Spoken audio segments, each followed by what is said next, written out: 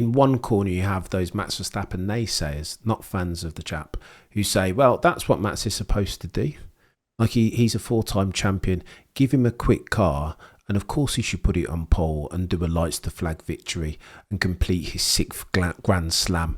Only now third behind Jim Clark on 8 and Lewis Hamilton on 7. I want to say that's what Max Verstappen is supposed to do. But then you have other Max Verstappen fans who look at the qualifying session and say, well, hang on.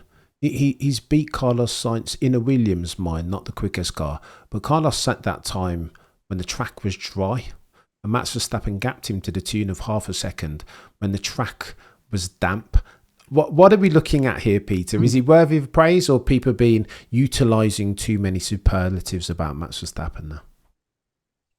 Well, no, I think the first point is to go back to this business of the Grand Slam. I assume at the moment you're not taking into account the Grand Slams that Jim Clark scored in the non-championship Formula One races. Is that right? I think like for likes are just championship, just championship races. I think.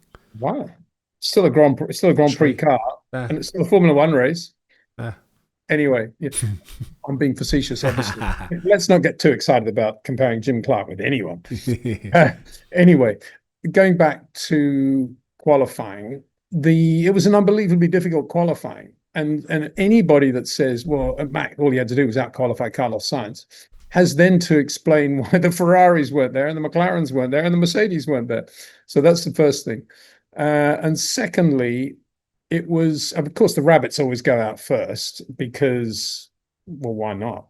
Go out and do a lap time. Who knows? It might work, might not. Safety car, rain, whatever.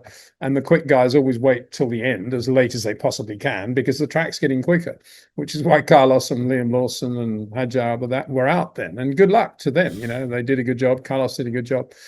And by the time Max was ready to go, it was raining. And then they stopped, because of the shunts, the red flags. And when he went out, the track was not that quick. And he went out on a set of tyres that he'd been on mediums virtually throughout, straight onto softs, different grip feel.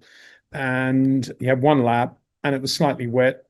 If anybody says that wasn't one of the greatest laps ever driven, then they don't know what they're watching, because that was a superb lap under pressure for Max. And as you say, he was 0.59, I think, quicker than Charles. I mean, all credit to Liam Lawson, because he almost beat Sainz in those conditions as well. Did a really good job. And I think part of that was keeping him on softs throughout. And he had that level of consistency of feeling the grip of the tyre that he got to know well. And that's why Kimi Antonelli did a good job. He's on mediums throughout. And more's the shame that Lewis didn't do a better job, because he was on softs throughout. And I think that consistency was an important thing to give the driver when you got so many other variables. Unless the driver's Max Verstappen, who can deal with the variables in a way that, and I was shocked here that Charles Leclerc couldn't deal with them. Max did a much better job in the crosswinds than Charles Leclerc, and that to me that was shocking. And because I never imagined that would be the case, I always thought Charles at that level with that pressure would always be in the sort of Max class of crosswind management, but he wasn't. And maybe that says a lot about the Ferrari and how on edge they are with that car. But yeah, I thought Max's pole lap was just incredible. One of the best things I've seen all year. So what is it about Max Verstappen then, Peter, that enables him to kind of, you can see him on the lap and he's almost doing this iterative steering. He's almost like a traction limit / grip sniffer dog. He's almost what is it about Max, Peter, that enables him? Sergio Perez look-alike. No, because I think he learned a lot from Perez on that. He definitely improved in the way he puts the power down on circuits like that, Monaco, Baku, Singapore, from Perez. Perez was doing a better job for a while, for a sort of small window, which Sergio, bless him, then sort of magnified into, I'm going to win the world championship. I'm much faster than Max Verstappen, yeah. But for a little window, just on one part of a driver's technique, i.e. how you actually use the throttle against a loaded rear, Perez was showing Max up. And I think Max learned from that. And now he's as good as Perez, for sure. Very, very good on that. But what you're seeing is Max always having the car square to the road. You see him just turning into an apex with just the right amount of steering. And that's tip of the iceberg of what he's doing with his footwork. And it's tip of the iceberg in terms of how he's getting into that specific transition point that you're seeing and rotation point. And that's all to do with the first half of the corner. The rest of it, driving from what his rotation point has become on that specific lap at that specific moment with that specific amount of crosswind and that specific amount of grease on the white lines. After that, he's just straightening it to a point he's looking at.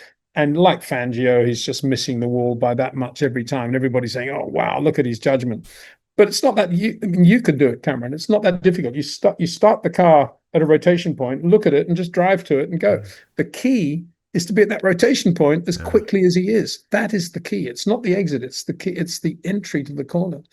And then none of that shows up on the onboard. None of that shows up because we don't have the footwork synced to the steering. We don't have it synced to proper camera angles in which you can actually see what he's doing and how he's different every lap based on what's suddenly happened, or based even on the reality that he's a human being and he's not always going to hit the brake pedal exactly the same way at every corner, let alone every lap. It's always going to be slightly different. There are always going to be variables in there. And you say, how does he do that? Well, he does that because it's in his blood. It's in his fingertips. It's in his nerve endings. He was born with it. His dear mom and dad gave it to him. And he just has it. And the beauty of Max now, the Max Verstappen we have today, is that he looks after that. He doesn't wrap it up in cotton wool, but he looks after it. He doesn't have a crazy life. He just simplifies his life as much as possible. When he's not in a Grand Prix car, he's probably in a kart or some sort of Porsche going around the Nürburgring. He's very simple. He just dilutes everything down to just looking after this incredible God-given talent that he has. And he doesn't think about it that much. He just knows what he needs in order to be quick. And he rings up Paul Monahan, whoever the boys are or girls, and says, look, I've thought about this, and Singapore turn 5. I'm going to be able to just get the car in the way you want, give me as much traction as you possibly can out of there, and keeps it to a simple level like that. And everybody else gets quite complicated, I think, because they try to blend their ability not being at Max's level with some sort of shortcoming in the car that the engineers might be able to fix. A little bit along the lines of what Stella was just saying.